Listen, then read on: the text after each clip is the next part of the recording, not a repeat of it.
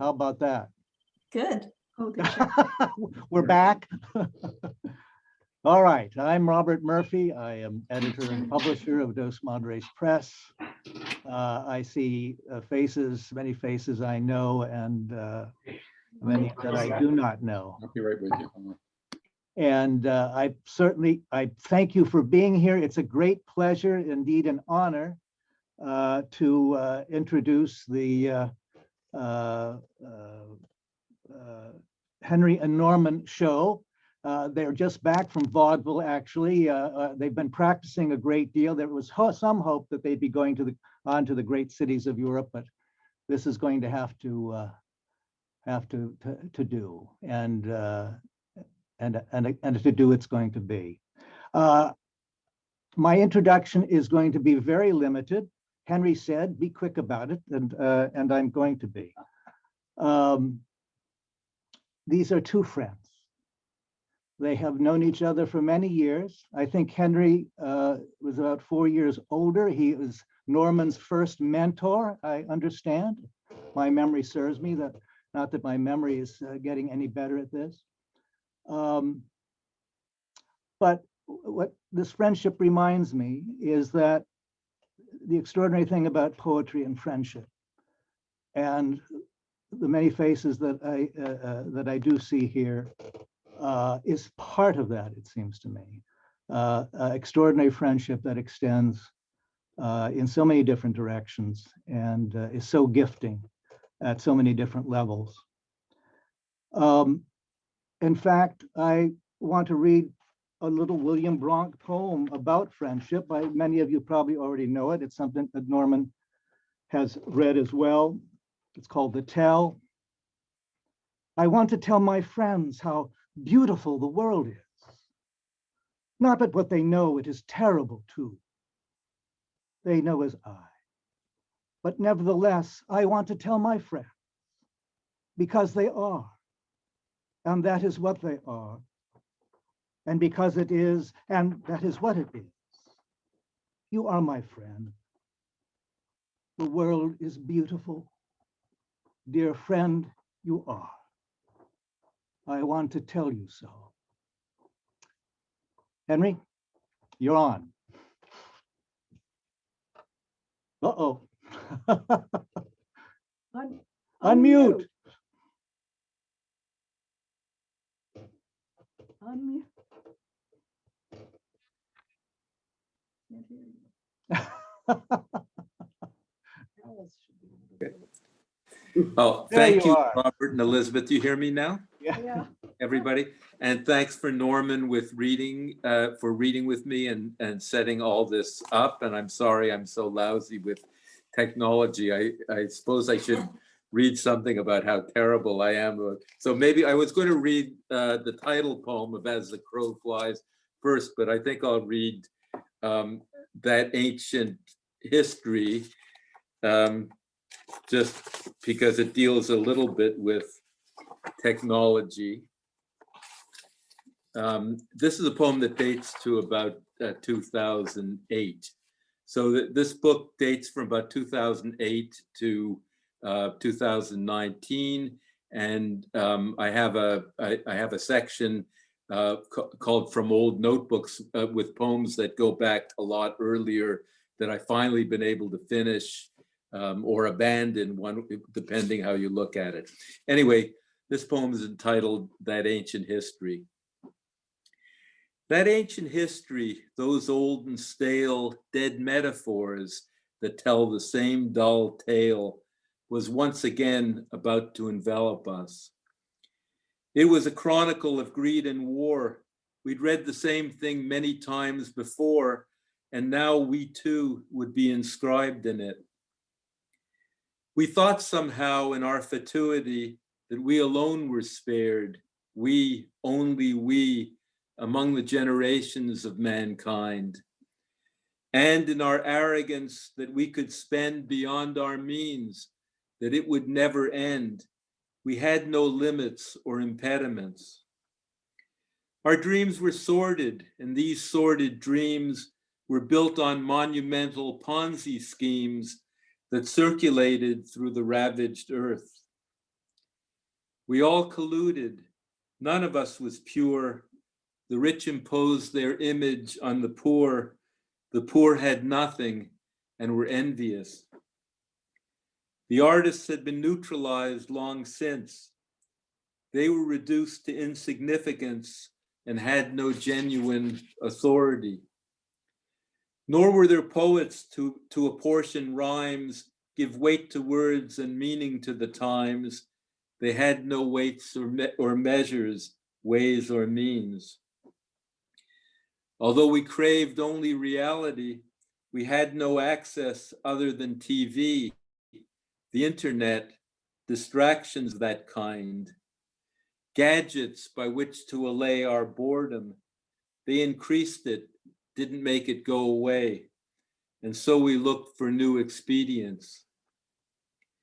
Meanwhile, the monster Caliban, our crude caricature, escaped his chains and spewed vituperations on the radio. Increasingly, we fell beneath the sway of repetition, platitude, cliche, and then our enemies enveloped us. This is the title poem of the book, As the Crow Flies.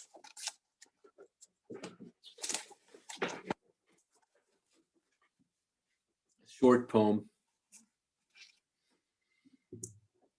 Late afternoons when the light dies, crows rise into the bare winter skies. At evening we can hear their raucous cries. If you could look into a crow's black eyes, would what you found make you foolish or wise? Would you take a crooked path and go on telling lies, or finally go straight as the crow flies? My father used to use that expression, as the crow flies, all the time. And my last semester at Notre Dame, when I was subletting a house that looked over a pond, and it got very, very cold that winter, the winter of 2019, and these thousands upon thousands of crows would rise into the skies every day. So this is a poem, this is a villanelle, but I'm spelling it Villainelle.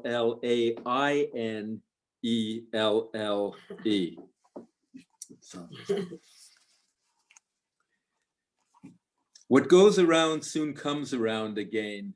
If you cause pain, pain will accrue to you and be repeated like an old refrain. You move the embassy and now complain the Palestinians dropped the other shoe. What goes around soon comes around again. One hardly needs to have an Einstein's brain to ascertain that what's been said is true. It's been repeated like an old refrain. This song was sung in Portugal and Spain by exiled Muslim and by exiled Jew. What goes around soon comes around again. In Poland, it was certainly made plain, and now in Syria, they sing it too. It's been repeated like an old refrain. We have a president who is insane. Nobody knows what he will say or do. What goes around soon comes around again and is repeated like an old refrain. So much for that, and I will not read my ballad on of Donald Trump, but that's also in this volume. So I'm going to read a little bit, maybe just one section from this long poem that is called Paradise Lost, a poem in 12 books, the shorter version, and it was commissioned by the Milton Society of America. And for one of their MLA meetings, and it began as a bit of a lark, but then it became serious. Stuart, I was wondering when you would take off your mask, but now you have. So it has, the poem has two epigraphs, one from Samuel Johnson, "None ever wished it longer than it is," in his Life of Milton, and the other one from Milton himself in the note to the verse, "The troublesome and modern bondage of rhyming." And that's ironic because every one of the books in this poem is built on a single rhyme, sometimes with slant rhyme. And or if the book has more than one section, it's each section has a single rhyme. So I'm going to read book 9, which, as you will recall, is the book where Adam and Eve eat the fruit. And so book 9 of Paradise Lost. Satan involved in rising mist is veiled. Then in the wily snake he lies concealed, the serpent, subtlest beast of all the field. Now when the earth with sacred light was filled, Adam and Eve go forth as God had willed to tend the garden, tending now to wild. The garden's wanton growth seemed to deride the hand's dispatch of two gardening so wide, and thus to urge their labors to divide.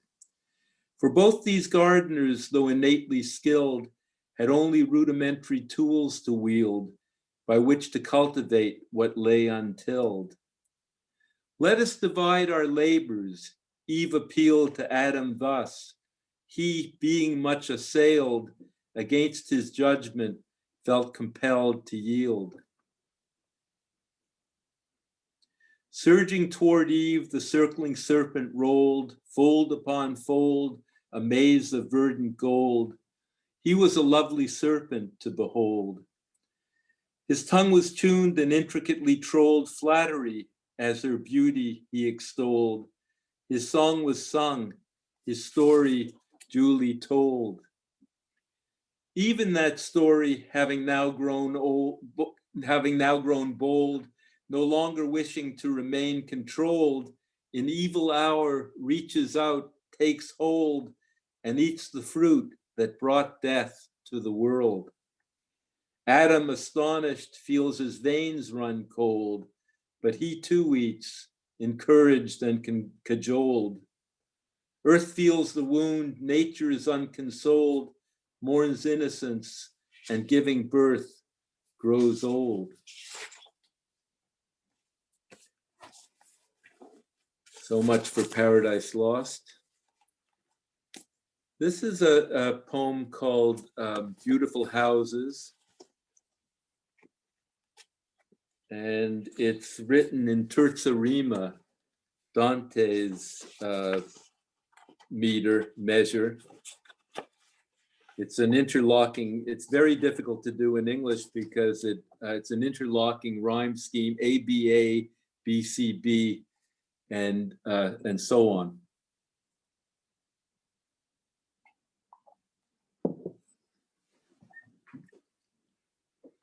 Beautiful houses built of brick and stone. Beautiful houses built of brick and stone stood on the slope of Westmount Avenue in Montreal, the place where I was born. Even as a child, unknowingly, I knew they stood for something with solidity, something that was self-evidently true.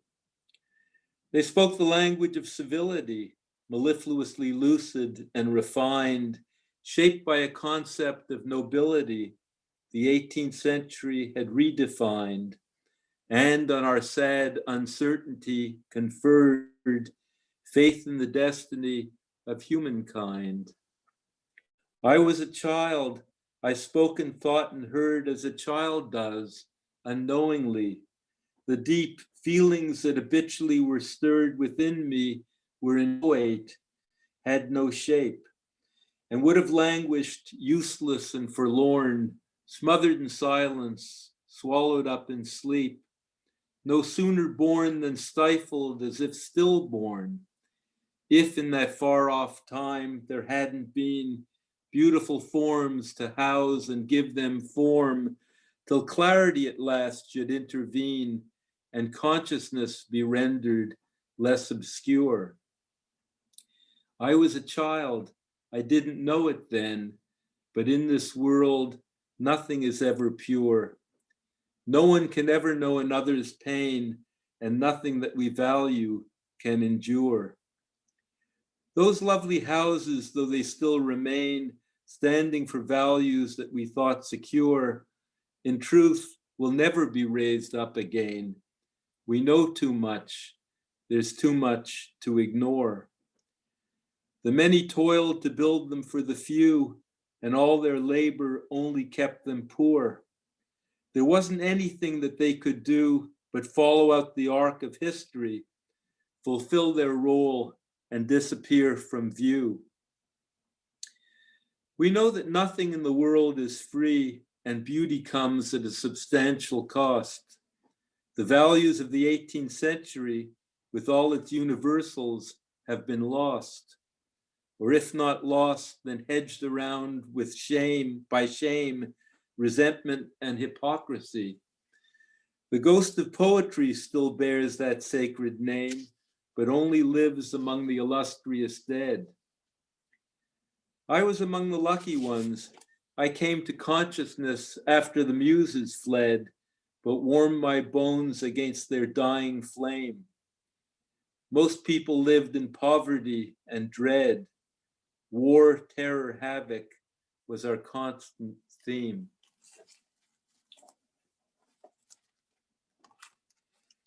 And seeing that, that's a rather dark poem. Here's another one. This book is, I have to say, rather dark. The next one, I promise, is going to be much brighter. And I want to read at the end one poem from this book, the next book, which it's called An Alphabet Book. And if I have time, I may read a poem from Ronsard's Selected Poems, which just came out. But anyway, this is a dark poem. It's called When the Dark Days Come. And when my friend, I read it to my friend David Katz, he complained that it sounded as though it was about him. But I assure you, David, it's not about you. Anyway, when the dark days come. When the dark days come, how will you fare? Will you be sunk in torpor and despair, to which so many at the end succumb? And as your body comes undone, grown numb, anxiously waiting when the dark days come. When the dark days come, what will remain? Will everything you've done seem done in vain, and pain be passage to oblivion? What if your wife, your daughters, and your son, what will you leave them when the dark days come? When the dark days come, as come they shall, for neither hopes nor wishes can forestall them, will you seize on any fallen crumb, blind to the consequences, deaf and dumb? What will you stoop to when the dark days come? When the dark days come and like a wave break heavily upon you, will you grieve, happy though you have been beneath the sun, for what was done and what was left undone, uselessly longing when the dark days come? You who have lived your life as in a dream, drunk on appearances, on how things seem, always addicted to delirium. What did you mean? What meanings did you glean? Who will it turn out then that you have been, after the sands have summed their final sum? What will you answer when the dark days come?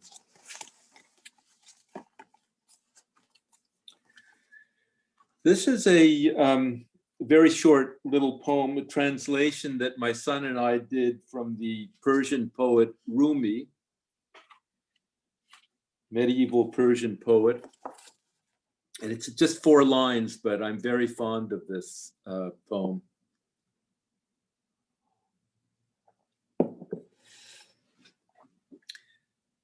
We are the face the mirror reflects, and the mirror itself are we. We are the sober wine cup and wine's drunken revelry. We are ourselves the cause of pain, and the cure for pain are we. We are the water of life as well as the bearer who bears it away. I'm going to read one more from this book, and then I'm going to read a Ronsard sonnet, and then one poem from the new book, an alphabet book. So this poem is entitled Now Indian Summer. It doesn't suit the weather we now have, but in any event, Now Indian Summer. Now Indian summer summons you to take a long last leave of summer for the sake of all the many summers in its wake.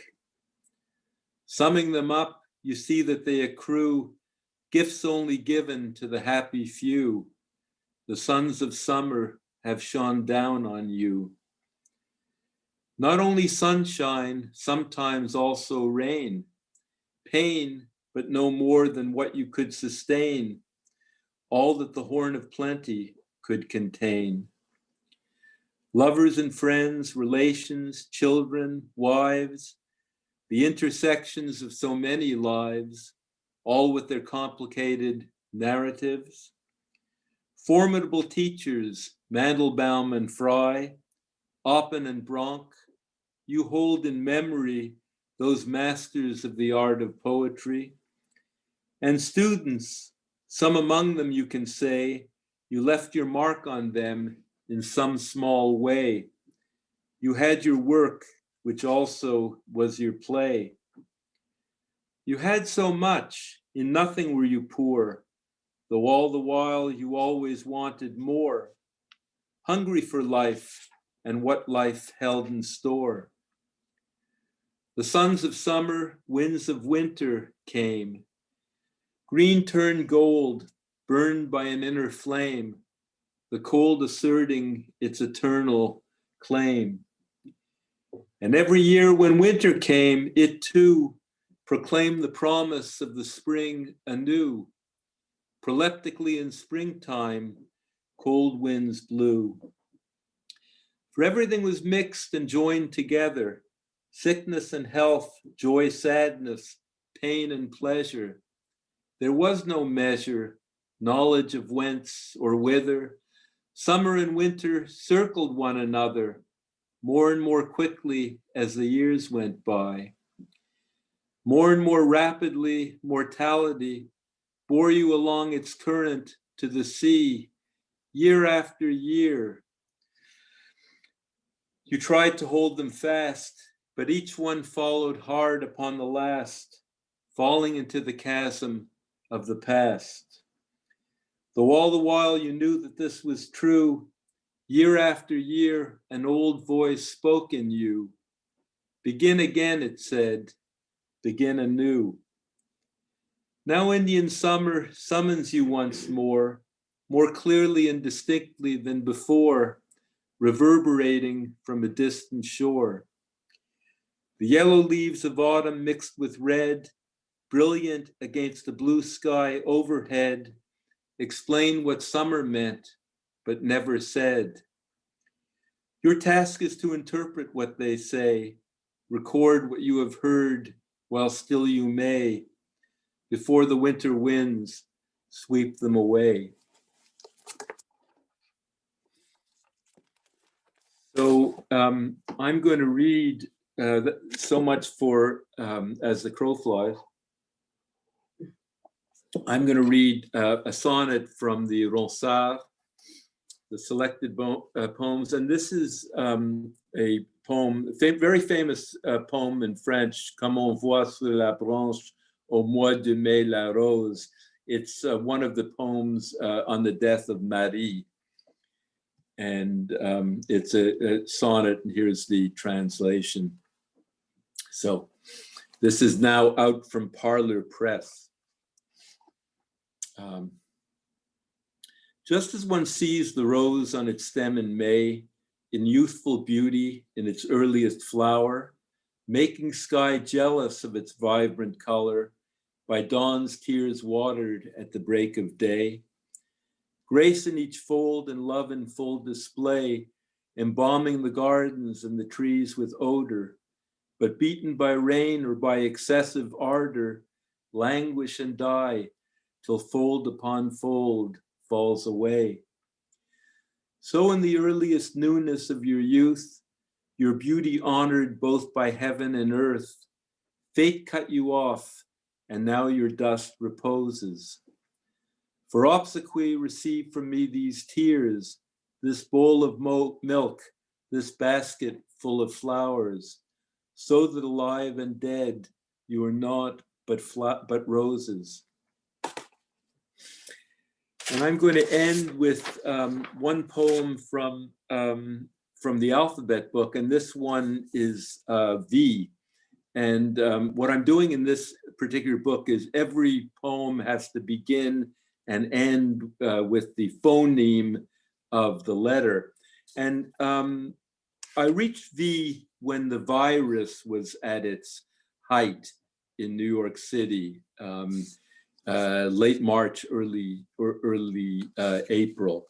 And actually it was a very beautiful spring, so there was kind of pathos in that. So this is V from my alphabet book, which is not published yet, but it's finished.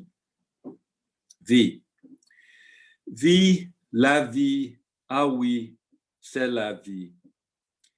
V is for Venus, loving mother of every living thing.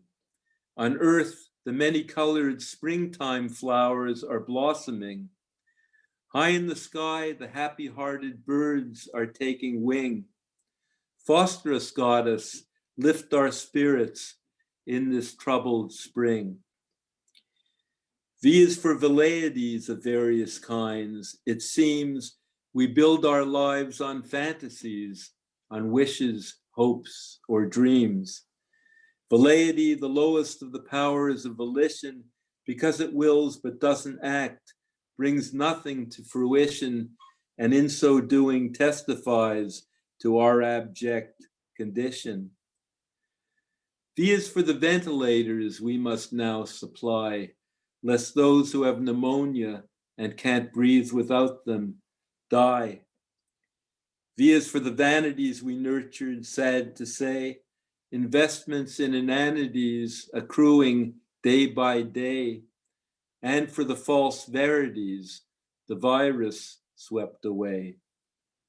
Vie, la vie, ah oui, c'est la vie. Thank you. Now I cede to Norman. Adios out there in Cloudland to Robert. So I Yes. guess I have to mute myself. Good.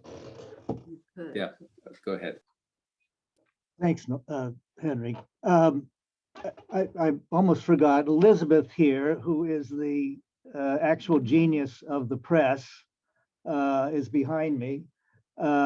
She's the one who makes everything real and has gifted every book with her wonderful magic, and close to 200 titles now. Pretty remarkable. So you're allowed to say hi there. No words. Our Norman. In some ways, this is a miraculous event. If a certain thing hadn't happened 33 years ago, this would not be happening. None of you would be here before me, or none of us would be in communication with one another. 33 years ago, a fortuitous and for myself, an impossible event occurred. I grew up in the construction trades. By happenstance, I joined the Greater Cincinnati Writers League. Norman was one of the regular critics. He was a guest critic. I read one of my poems. He later came up to me and said, "Where have you been?" Up to my ears in concrete. So from that unlikely event, Norman took me under his wing, gifted me with people like William Bronk, Nathaniel Tarn, Harvey Shapiro, many of you near and far. I would never have gotten to know, never would have been touched, never would have been blessed, except for this man's gift. I thank him, and in many ways, in so many other ways, I thank you all for this extraordinary moment. Sir, the time is yours. Well, thank you, Robert. What can I say?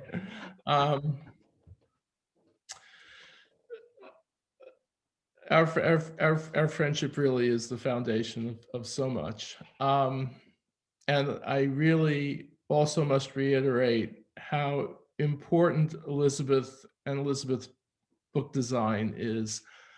Every book that Elizabeth has done for me has been spot on. She has an absolutely intuitive sense of what will grace the work. And that is true for every one of the books that Dos Madres has done, and it's definitely true for In a Broken Star, the new one. The cover, for those of you who haven't seen it, is a Aramaic demon bowl. And little decorations from these bowls are throughout the book. And this is in some respects a demonic book, so I think it's perfectly appropriate. Some of you may be familiar with my previous book, From the Files of the Immanent Foundation. There are parts of this book that serve as both sequels and prequels to the strange goings on in Immanent Foundation. And I'm going to begin by reading two poems that could be construed in that way. This is from the section called Retrieved Documents. And the first one is called Escape Clause. From the deep wells of solipsism to the avenue of the bureaucrats, this is the neosurgence of the erotic hyperreal, erupting in the psyche, erupting in the streets, explaining itself and freeing itself of all explanation. The containment units were never designed to work at such intensities. The material is always beside itself, always supplemental. You may say it should remain hidden, buried, encrypted. You may say this force, this expedition, goes nowhere or recedes into a hazy distance, past tense, past tremulous, to a place that is here and then gone. What did you expect? Seabird, white giant, five-sided entities from beyond the stars. When the glaciers collapse and fall into the polar sea, when you peer ahead into the mists, when with a deafening roar, when with absolute silence you close the book and put on a sweater, the old stories autocorrect to the new urbanism, the new verbalism, the failure of the dream work too vast to comprehend. If you are unable or unwilling to accept this fate, please join the line forming to the left. This escape clause, this independent clause, this being below the rank of the sentence will avert the severe decree.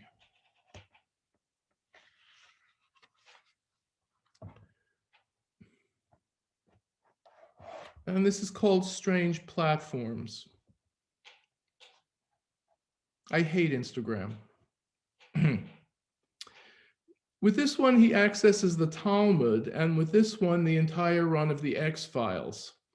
From a wardrobe of avatars, he selects the ones least like himself: old beggar man, blue-limbed god, warrior princess, but soon to be abandoned. Back again to the mage, not the least, but not the greatest of his order. When she comes to him in a dream, he speaks so eloquently and with such obvious regret.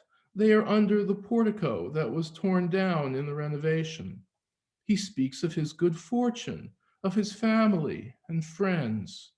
He speaks of his fears as she draws closer. He does not speak of his losses. And at this point, the sky above them is replaced by a NASA photograph of a black hole consuming a star. Incalculable exchanges of energies, incalculable loss of biomass. He dislikes the one that is all mute images, though he understands that they are not really mute. The audio files of bird songs, the archive of flute players, ancient and modern, he scrolls past them. There is an instrument that measures the percentage of quaintness, of kitsch, of cliche. He no longer finds it particularly useful.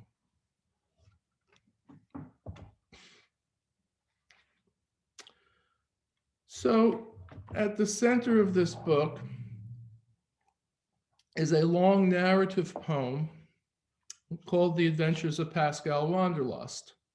And I was going to call the whole book The Adventures of Pascal Wanderlust and Other Poems, but I was afraid Doc Martens would sue me.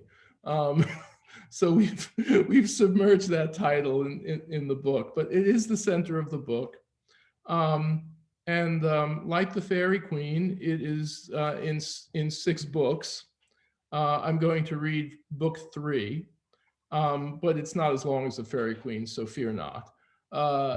Each book consists of 12 stanzas, and each stanza is 12 lines, which picks up on my numerological obsessions. I think a lot of poets are numerologically obsessed.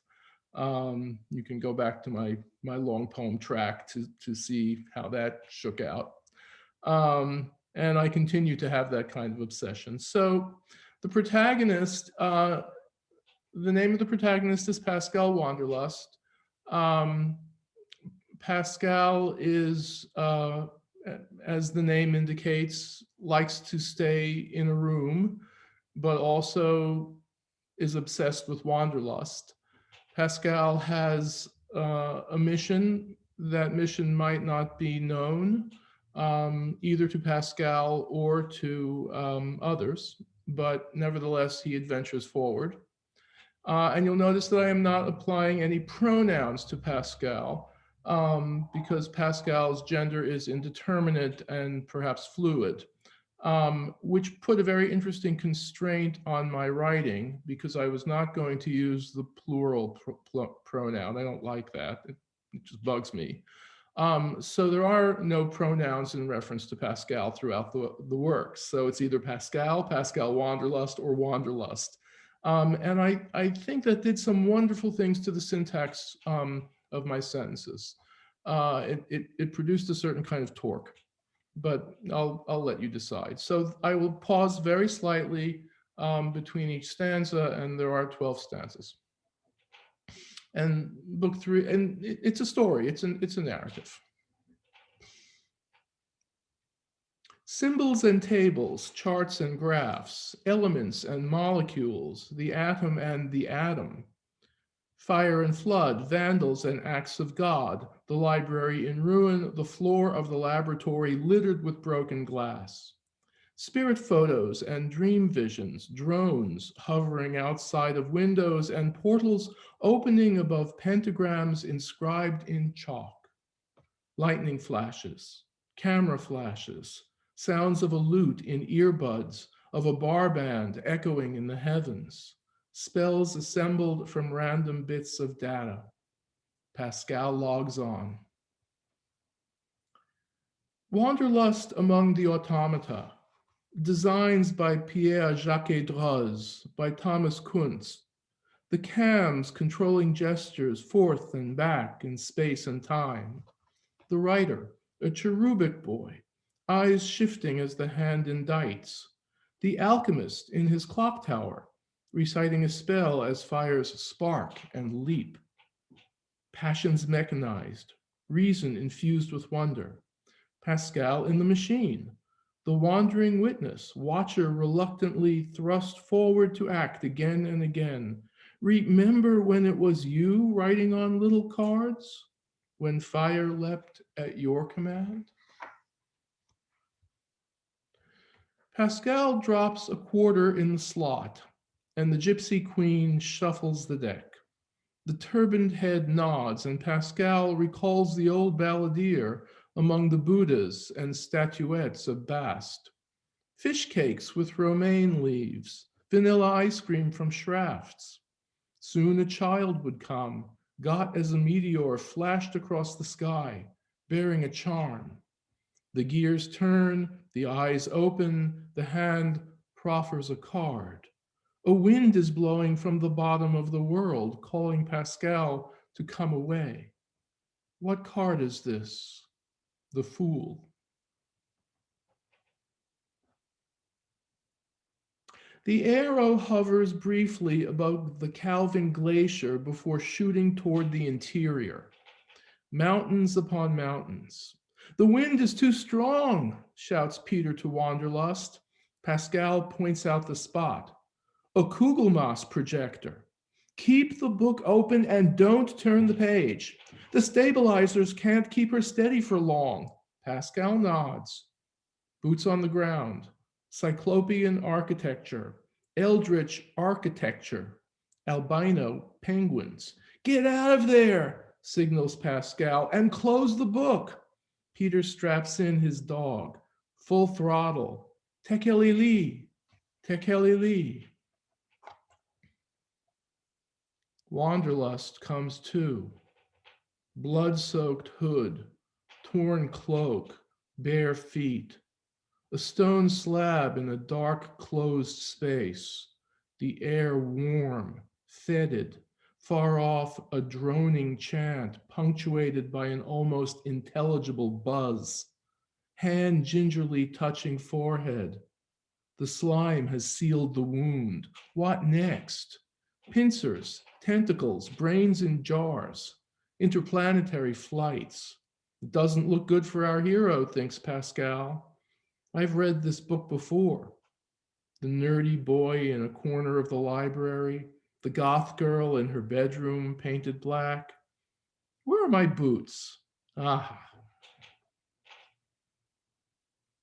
Consider the map and note the pattern of sightings.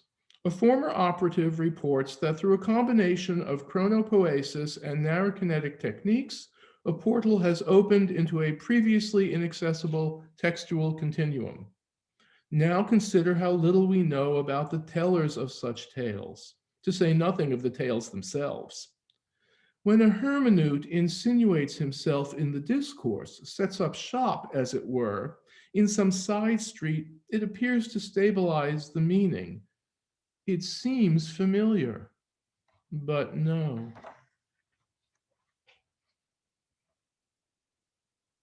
Back at home, back at headquarters, Wanderlust, the tension is palpable.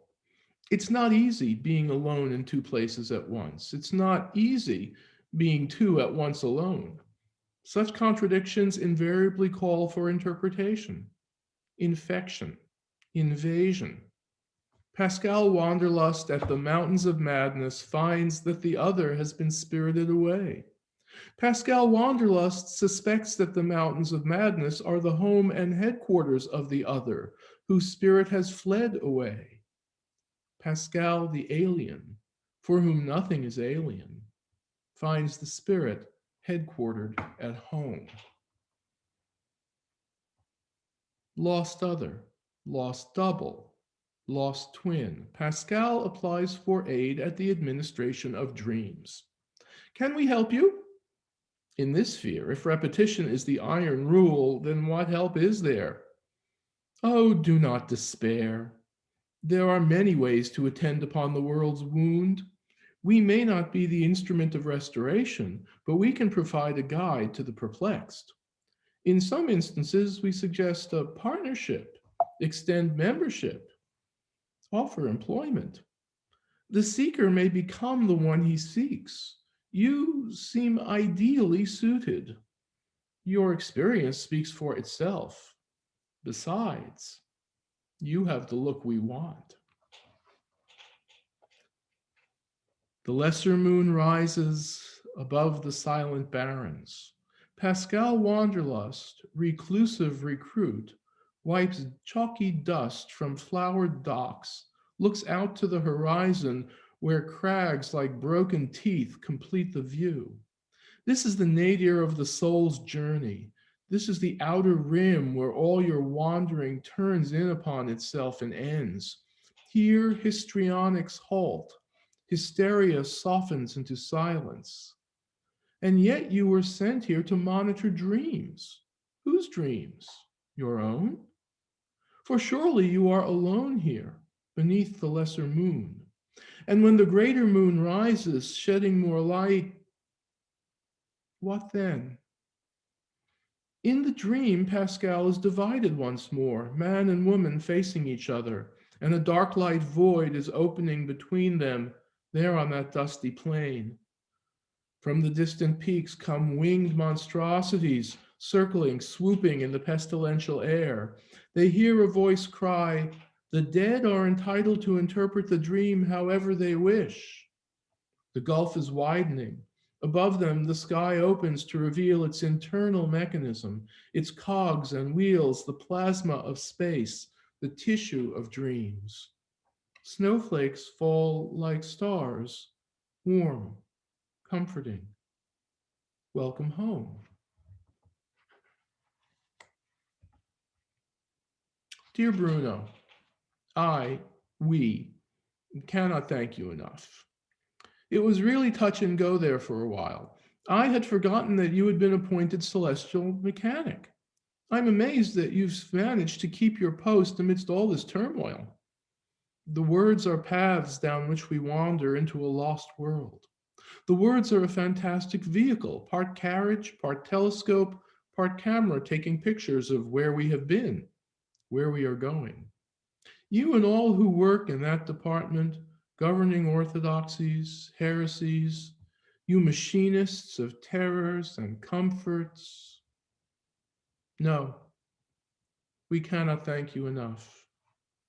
Pascal sighs and puts down the pen. Those strange, fleeting moments of renunciation and regret. They never last long. And the imagined dangers, the rescues, the lost companions, mentors, opponents, human or otherwise. This wanderlust, wandering perpetually to and with the other. Did you volunteer for this service sometime long ago? Or did it come to you in the mail, like a pair of boots you didn't recall ordering, but somehow knew you were fated to wear? Perhaps it no longer matters. Here's a stamp for your letter, a flower.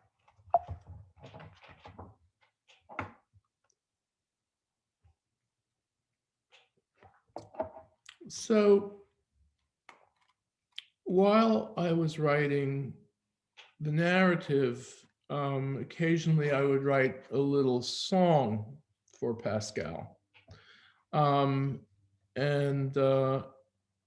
that makes up the last section of the book. And they're all short lyrics, and they were kind of a relief to write in the midst of this dense narrative. So I'm going to read all of them because they're very short. The songs of Pascal Wanderlust, and this will be my wrap up.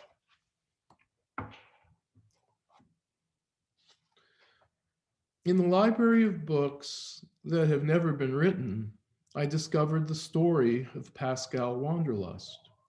I discovered that I was the author of the book, that my name appeared on the title page. It was then I took the name Pascal Wanderlust. It was then that I became the story of myself. The story went forth and the story returned. There were sights to see and people to meet, until the tale ended, to be returned to its shelf in the library of books. that have never been written. Ever and never my songs, dark light on the sea, portal in the sky, wound in the side of the world. What I saw upon the hill, what I saw in the deeps of the wood, what I saw in the deeps of the sea, never and ever my songs. At the turn of the year, at the turn of our fate, at the turn of our song turning forever, turning into silence somewhere behind the stars, the figures turning, falling upon the earth, falling and falling, forever received, falling into song, falling silent. You come to a place that mirrors a place, echoes a place, mourns a place. You leave a place leading to a place, calling to a place that may be a place. Where is the place where you may learn of a place, a lost place, no place? When you arrive at the place, you will know the place. You will learn in that place that you are the place. It cannot be uncanny because there is no home. No one home. No home at all. Look through the window. Who is there, sitting in that chair? No one at all. Stranger to myself, myself, my twin, look through the window. No home at all. Sitting in the chair, in empty air, myself, my twin, no one at all. A talisman worn over the heart, a talisman taken to heart. Take heart, for here is a talisman. Heart, take heart.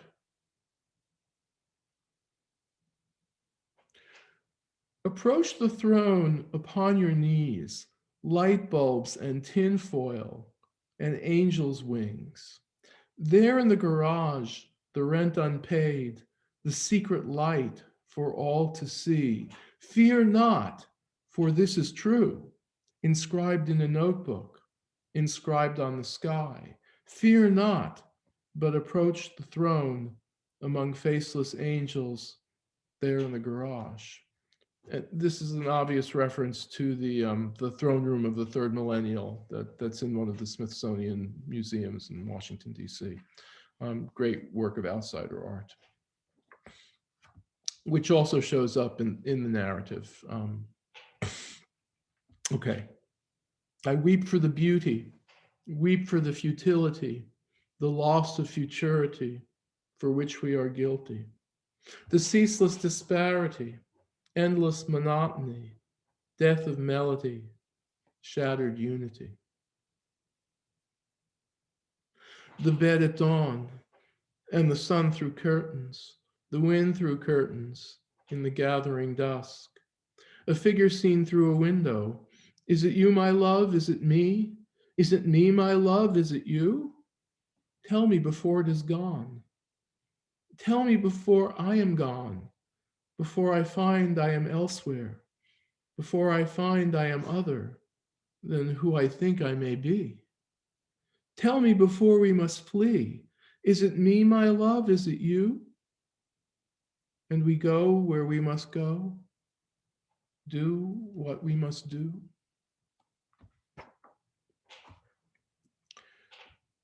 Like phantoms caught in a phantasmagoria, like grim figures inscribed in a grimoire, like planets assigned to a single symbol, earthly hopes cast out among the stars. I wander about among the nurseries of stars. I wander the fields where the planets are born. Earth is a cinder, a speck of ash. The soul's extinguished, the firmament gone. I and my other can no longer dream. We are bound to this world. We were bound to this world, but are now released. I and my other, a dream of fire. the last stream of fire, here among the stars. All of the books, the mysterious books, the indecipherable books, written and forgotten, abandoned in attics, moldering in basements, hauled to the curbside with all the trash. What shall be burned? What shall be drowned? What shall be rescued? What shall be reclaimed? Thanks.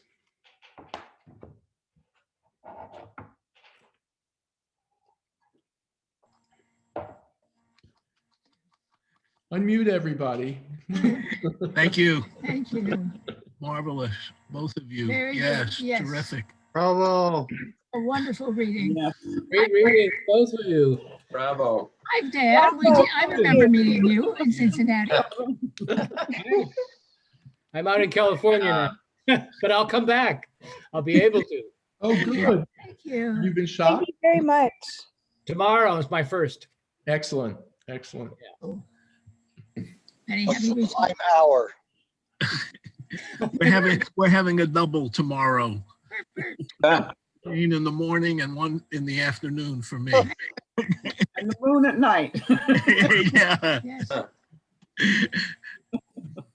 Good to see Anyway, so that many was people. a terrific reading.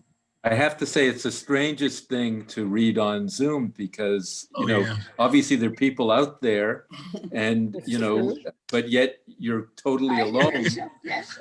So it's a very kind of bizarre thing. Well, it's It's new. it's just- undercut by lack of haircuts everywhere. Yeah, I've been able to get to a haircut. that's for sure. Henry, it's a dream. We're not out here. In your imagination. That sounds more like Norman, actually. But It's a new genre Yes. Yeah. to get used to. I mean, there's also the option of having everybody mute themselves or not, or be muted. You know, so I don't know, I guess maybe there's some way of unmuting in between. So you could react in the way that you want to. Yeah, Yes, that's an interesting suggestion. a message on the screen from us both. But wonderful readings from you both, really enchanting and Jane took us Augustine right and there. Michael Heller. into your mysterious spaces. Wouldn't it be nice if you could just simply mute a lot of people? It's a little bit like Gilbert and Sullivan, you know? Here, not these people, not these people. Not these people, but No. we all should be muted once in a while. Okay, I'm going to stop recording this now, Henry. All right. Okay.